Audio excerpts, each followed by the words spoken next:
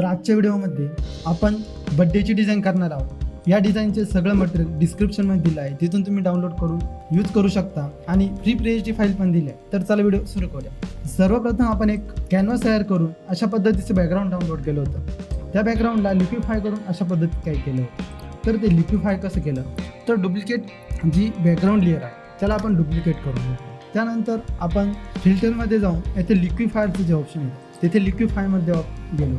त्यानंतर आपण इथे 4 नंबरचा हा जो क्लिअर क्विलिक टूल असं काही जो ऑप्शन आहे तो टूल आपण घेतला आहे आणि त्या ब्रशची साईज आपण वाढवून घेतली आहे आणि मधोमध फक्त क्लिक करून ठेवला आहे.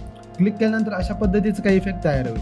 तर अशा पद्धतीचा इफेक्ट झाल्यानंतर आपण फक्त ओके केला आहे. ओके केल्यानंतर आपला इफेक्ट आहे अशा पद्धतीचा तयार झाला आहे. त्याला आपण थोडं झूम वगैरे करून घेतला आहे. तर अशा पद्धतीचा काही इफेक्ट तयार झाला आहे. त्यानंतर आपण इथे थोडं व्हाईट ब्रशने पेंट केलं आहे. त्यानंतर आपण 2-3 लाईट लावल्या आहेत. तर ह्या लाईट कशा लावल्या, तर आपण गुगलवरनं फोटो डाउनलोड केले होते आणि त्या फोटोला पण फक्त स्क्रीन हा ओव्हरले दिला आहे. अशा पद्धतीचं काही फोटो लाईट इफेक्ट होता तो आपण डाउनलोड करून त्याला स्क्रीन इफेक्ट दिला आहे. त्यानंतर आपण इथे एक शेप घेतला आहे. त्या शेजारी अजून एक शेप घेऊन त्यामध्ये कलर चेंज केला आहे. त्यानंतर मध्ये आपण एक जी वाढदिवसाची तारीख आहे ती आपण टाकून घेतली आहे. त्यानंतर इथे आपण ज्यांचा बर्थडे आहे त्यांचं नाव टाईप करून घेतलं आहे.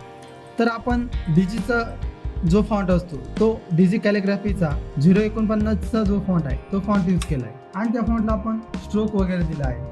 तर या पद्धतीने आपण स्ट्रोक वगैरे देऊन असा इफेक्ट तयार केला आहे. त्यानंतर आपण त्याला ग्रेडियंट कलर देण्यासाठी आपण एक नवीन लेअर घेऊन त्यावरती ग्रेडियंट कलर देऊन क्लिपिंग मास्क केला आहे. तर त्यानंतर आपण इथे 2 लाईन ड्रॉ करून घेतला आहे. तर खालची जी लाईन आहे त्याला आपण ऑपेसिटी कमी करून घेतली आहे आणि वरच्या लेअरला आपण फुल ऑपेसिटी ठेवली आहे. त्यानंतर आपण त्यावरती टेक्स्ट टाईप करून घेतला आहे. तर अनेक देवनागरी या फॉन्टमध्ये आपण हा टेक्स्ट टाईप करून घेतला आहे.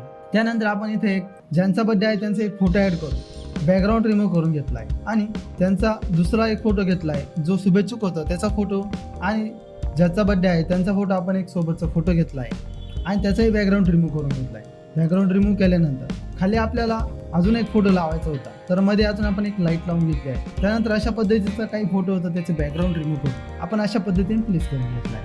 त्यानंतर इथे आपण एक स्लोगन टाकून घेतला आहे. तर हे स्लोगन आपण अनेक देवनागरीचा जो फॉन्ट आहे त्या फॉन्टमध्ये टाईप केला आहे. त्यानंतर खाली आपण 2 रेक्टँगल घेतले आहे. त्यानंतर त्यावरती उदंड आयुष्याच्या अनंत शुभेच्छा हा टेक्स्ट टाईप करून घेतला आहे. हा टेक्स्ट सुद्धा आपण अनेक देवनागरी या फॉन्टमध्येच टाईप केला आहे. फक्त खाली येलो कलर घेतला आहे आणि वरती आपण टेक्स्टचा कलर व्हाईट घेतला आणि बॅकग्राऊंडला डार्क रेडमध्ये खाली रेक्टँगल टाईप टाकला आहे. त्यानंतर खाली टेक्स्टचा कलर डार्क रेड घेतला आणि त्या खाली व्हाईट कलरचा रेक्टँगल टाकला आहे आणि खालचा जो शुभेच्छुक शब्द आहे याला आपण इन्फिनिटी फॉन्ट यूज केला आहे आणि येल्लो टेक्स्ट टाकला आहे. त्याखाली आपण अशा पद्धतीचा एक शेप ॲड करून घेतला. त्यानंतर आपण इथे एक सर्कल ॲड करून घेतला आहे आणि सर्कलला स्ट्रोक दिला आहे. त्यामध्ये आपण छत्रपती शिवाजी महाराजांचा फोटो प्लेस केला आहे. तर अशा पद्धतीचा काही फोटो होता तर आपण अल्ट दाबून क्लिक केला आहे. अल्ट दाबून क्लिक केल्यानंतर क्लिपिंग मास्क होऊन जातं. त्याच पद्धतीने शेजारी पण अजून एक सर्कल घेतला त्यामध्ये पण एक फोटो प्लेस केला. त्यानंतर वरती आपण एक लाईन ड्रॉ केली आहे आणि त्याची दोन्ही साईडने आपण इरेज केला आहे. इरेज केल्यामुळे अशा पद्धतीचा काही इफेक्ट तयार झाला आहे आणि वरती खंडेराव महाराज प्रसन्न हा टेक्स्ट आपण टाकून घेतला आहे. त्यानंतर एवढं करून आपली बॅनर डिझाईन ही पूर्ण झाली. तर हा बॅनर तुम्हाला कसा वाटला हे कमेंट करून नक्की सांगा आणि असेच कोणत्या बॅनर डिझाईन तुम्हाला हवी आहे हे तुम्ही कमेंट करू शकता. तर असंच नवनवीन व्हिडिओ बघण्यासाठी व्हिडिओ लाईक करा आणि चॅनलला सबस्क्राईब करा.